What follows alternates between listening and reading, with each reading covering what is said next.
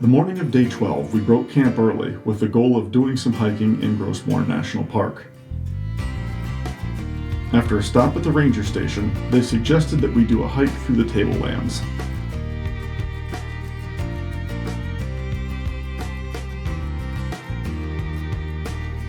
Gros Morne National Park is huge, and there are miles of trails that take a hiker through several different environments.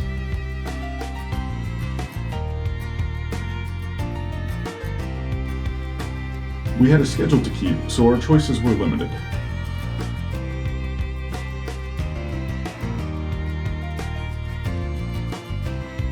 One of the great things about Gros Morne National Park was that there were some marked trails, but the majority of the time they just let you pick a direction and go.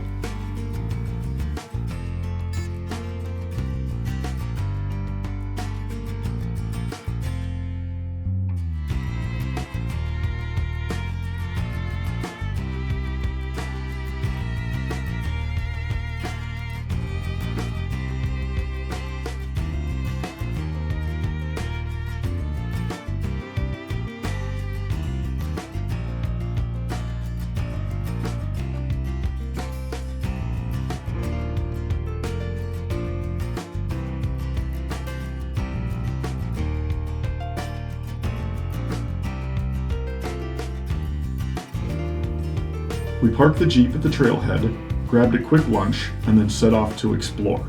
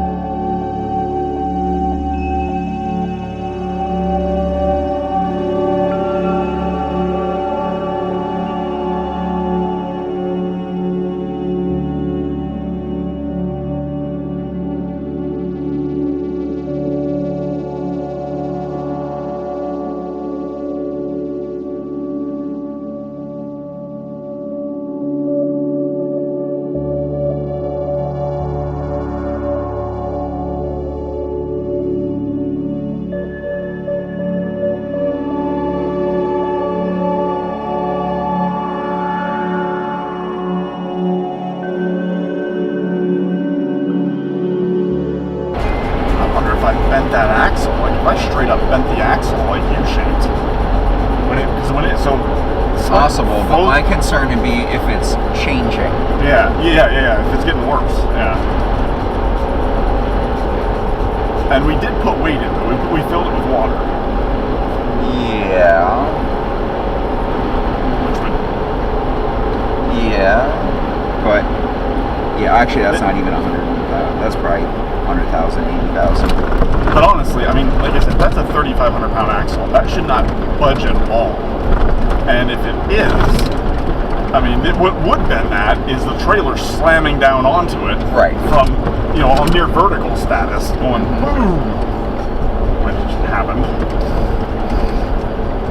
I'd like to not repeat. Right. All right.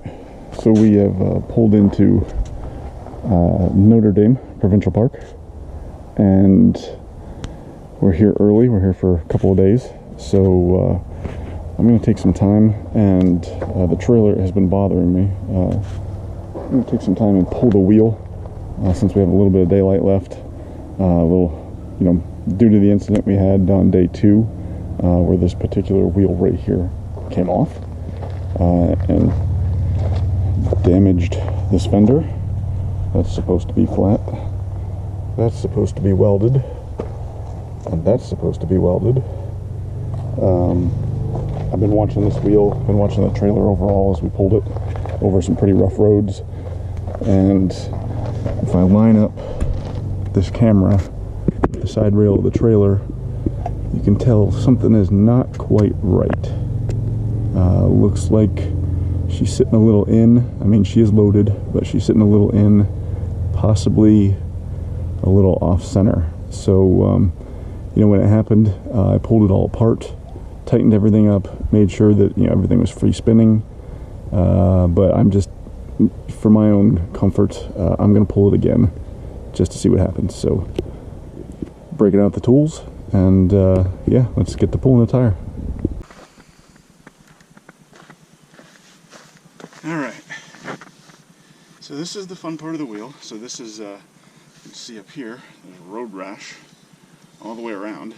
This is where it slammed down on I-95 outside Providence, and then proceeded to leave its mark all the way across 3 lanes of I-95. Here's our hub that came off, now with new and improved Loctite all the way around it. We're going to check that again just to make sure. So the hub piece that I missed, the piece that got taken out with the wheel, was the grease hub, the grease fitting cover. It looks like I am losing a little bit of grease here because that was packed full right there. So fortunately I have a grease gun with me. I should be able to refill that at least. And I did pick up a part from Canadian Tire, and we'll see if it fits there to cover that. But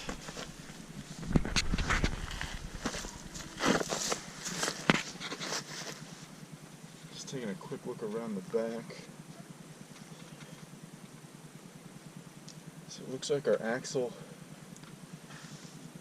looks like the axle's straight. I'm going to take some kind of a straight edge either tonight or tomorrow, just to see if we can see if there's any bend in that axle, because it did pop up and ride on that far side.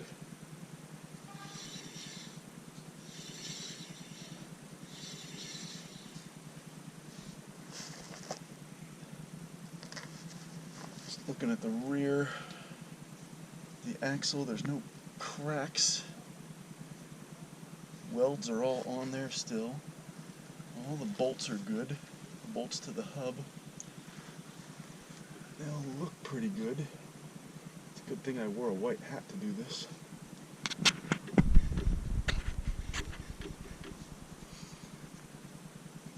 Brake cover's not rubbing against anything.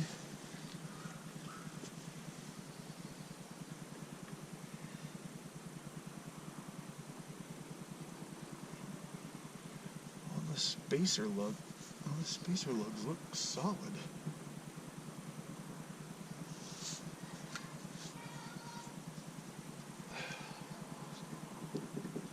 It's for all intents and purposes, for me shaking it, it's solid.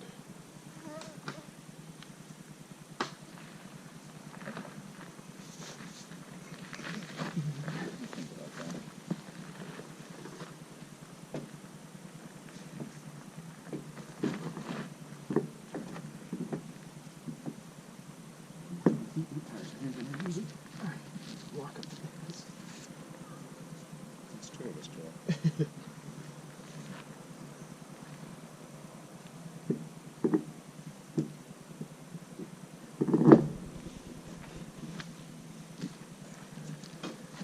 Because I'm lazy and I have a bad back. The next morning, we headed into Gander. I debated about how to tell the story of Gander and why it is so special, and after kicking around a few ideas, I decided to edit together several clips from a special that Tom Brokaw did. I felt that his story really put it into perspective, so I inserted it here. I found this aspect of 9/11 to be very interesting and a great example of how good people do good things.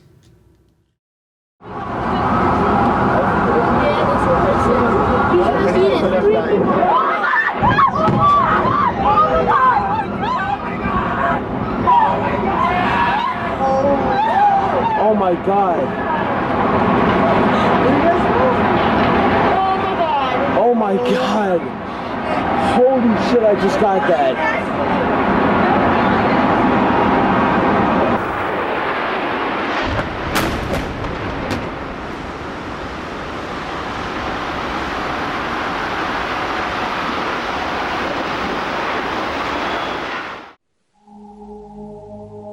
We can never again look at the New York skyline without remembering that day, September 11th, when terrorists hijacked airliners loaded with passengers and jet fuel, flew them into the World Trade Center and killed 3,000 people, altering the lives of an untold number of others.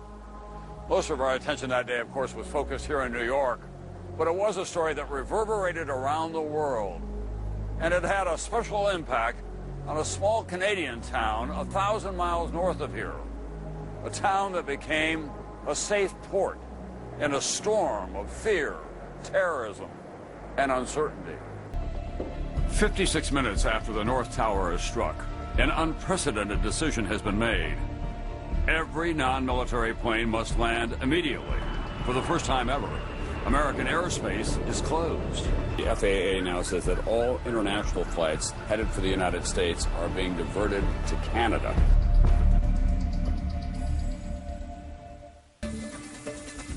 Canada 1174 Center, good day. Clear to send to maintain 6,000 people. On September 11th, when U.S. airspace is shut down, there are almost 400 planes carrying tens of thousands of passengers westbound over the Atlantic.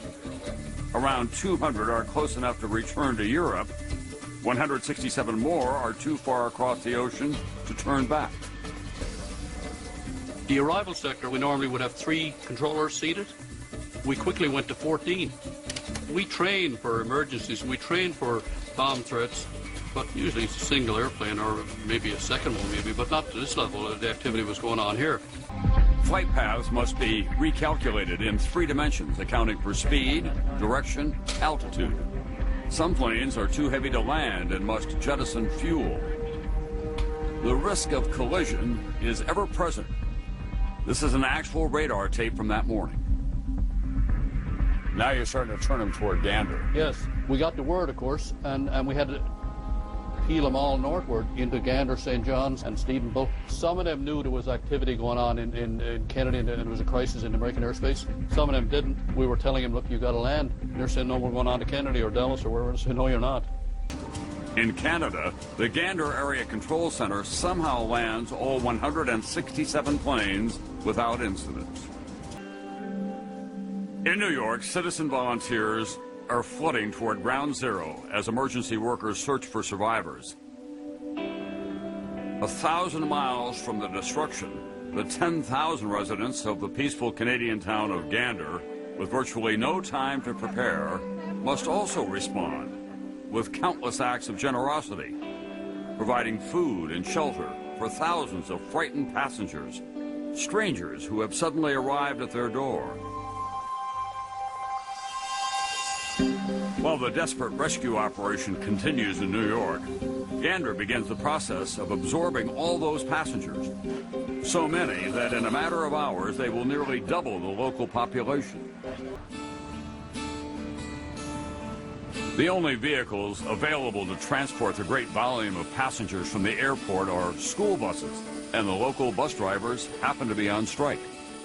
We were told at the time we got a crisis on our hands, and the strike never came into effect whatsoever. All the bus drivers came back, every one. And we all came back and we did our job. They laid down their picket signs, they went and took their buses and they drove it, and for the next 4 or 5 days just helped out wherever they could. And that's what we're made of. That's the type of people we are. Even though those bus drivers had a dispute with their employer, they had no dispute with the people that landed here. We'll do the best we can to look after this. If there's anything you need, anything at all, I mean anything, just ask, and you will be taken care of, bottom line, okay? Make it as comfortable as possible. As passengers arrive in town, the locals rush to meet them with home-cooked meals. Passengers are not allowed to remove their check bags from the plane, so the clothes on their backs and in their carry-ons may be all they'll have for days. Ganderites respond, donating clothing and opening their shops free of charge. Show your boxes to the camera. Hundreds of passengers are also without their prescriptions until owners of the 2 local pharmacies working day and night and across language barriers can fill them all, again, at no cost. They were able to go into the stores and just take items off the shelves. I'm not even sure they had to pay for them. The people were so accommodating in Gander. These strangers are just taking us into their home. And it was not just taking us into their home. It was, here's the bathroom, here's fresh towels, here's the refrigerator, there's plenty of food. And then what they said is, now you know where the house is. The door is open. I gotta tell you, this experience with your town has just been beyond belief. We were buying some clothes earlier for the extra day stay, and the shopping clerk actually invited us to her house to take a shower. So it's been like that ever since we've been here.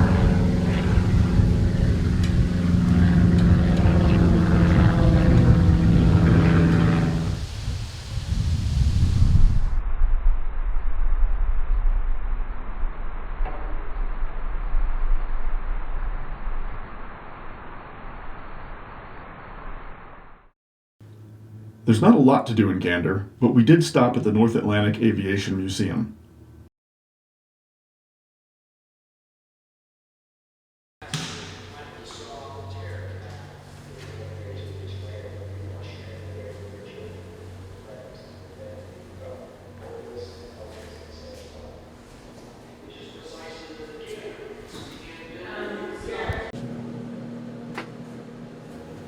Not only was Gander famous for their support role during 9/11, there's a rich aviation history here as well, being the staging grounds for the European theater during World War II.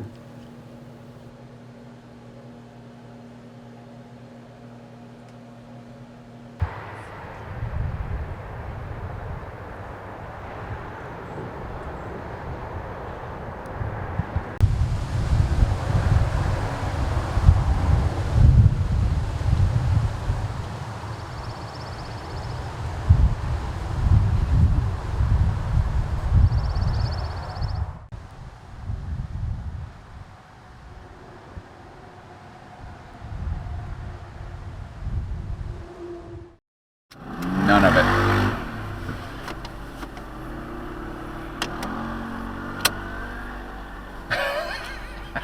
God, I hope that recorded that.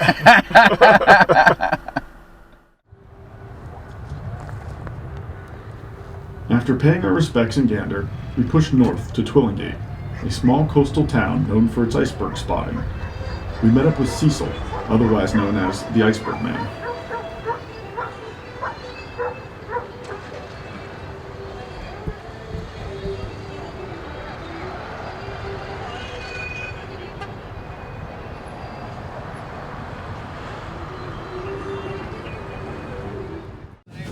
I'm Cecil, and I appreciate you coming there. I just brought this up. We've been looking for this all spring, some of this, so we finally got a chance to get some this morning. Anybody know what this is? Is that the color of an iceberg? Class I'm a retired school teacher, by the way. See, when you look at an iceberg, try to think of an iceberg from its water line up. Like a vessel, water line up, and you got the bottom part. Well, an iceberg, same thing. It's got a water line. Water line of an iceberg is called a notch of an iceberg. As the iceberg melts, circumference around it, and I go here because this is how much would be underneath the water. From there down, she melts proportionally, and it gets lighter. So then it rises and turns, and then it creates a new notch right here. Eventually, the notches crisscross each other. The notches also, because they fall out over the iceberg, they will fall off. So the crisscrossing of notches is the ice flying off on the sides which shape the iceberg. Okay, so when you look at the iceberg, you can start to tell, oh, I know how that happens, I know how this happens, sort of forth that. So that's part of the deal for me, is to educate you as well.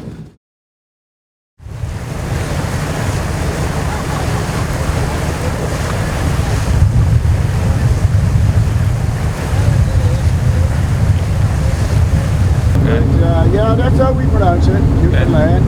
And so the Titanic was coming from? The Titanic was on her maiden voyage. Yeah. Right, and I knew that. But in the meantime, the reason we call it tickle, we have the Newfoundland, we have small tickles, big tickles, large tickles. We have big boats, small boats, and medium-sized boats. So for shortcuts, we go through tickles. And a tickle is a body of water between two pieces of land, safe enough for a boat of different sizes to go through, but it tickles your bottom of your boat, okay? And so just enough water to go through. So the concentration of iceberg, it would be in November. So there's a pocket of iceberg that will leave Greenland in November. And that pocket of iceberg will arrive here in June, 30 months later. so it's because of It'll be a tabular iceberg. Takes about They all got different shapes, usually 3 and to 5 depending on the years shapes, they're when it classified breaks as the off. name. Okay. This is tabular. the A trip lot of to here. icebergs will come off of this And they break iceberg. up from As Greenland? they melt, Yes. they weaken Western part in of the middle Greenland, most of of the our iceberg on the bottom floor of the ocean, because the ocean floor is still warmer than this one here. Oh. So it sucks heat up, and it weakens the ice. As it weakens the ice, it penetrates up through, and what happens on that pivot point? There's so much weight up top, it collapses and the hands come toward each other. Amazing to watch it. Think of a book closing, that's how that thing breaks apart. One of the most impressive things about icebergs is what you don't see below the surface.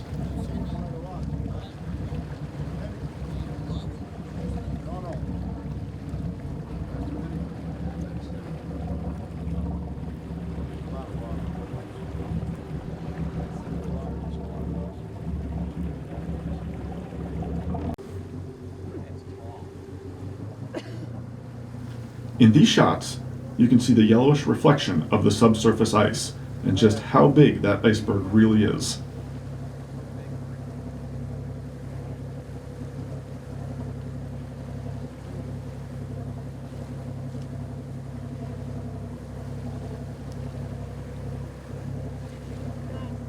We kept thinking how great it would be to dive under or see it from above.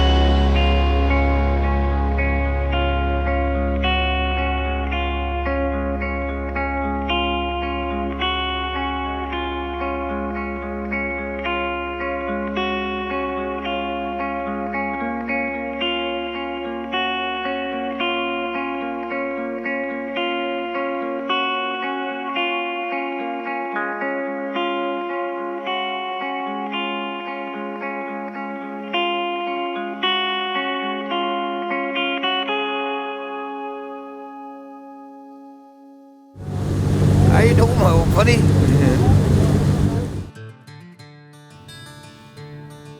Next time on First State Overland's Northeast Expedition, we push forward into St. John's.